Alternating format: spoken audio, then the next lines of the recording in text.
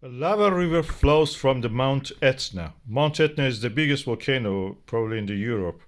It's a subduction of the African plate under the Eurasian plate created this beautiful scenery, island of Sicily. And it is a stratovolcano on top of a shield volcano which was there previously. And at the moment it erupts in the stratovolcano way.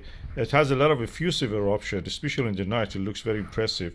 From the space, you can see the ash cloud when it is rises.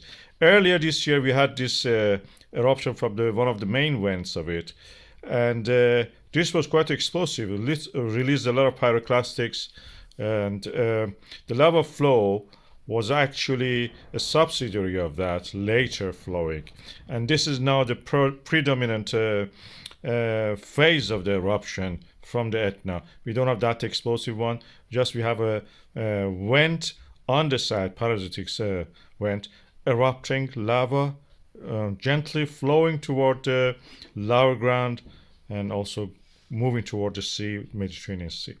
And this is the lava flow that, as I mentioned, it forms mostly the kind of lava, but you can see some ropey one, Paoi Hoi also sometimes.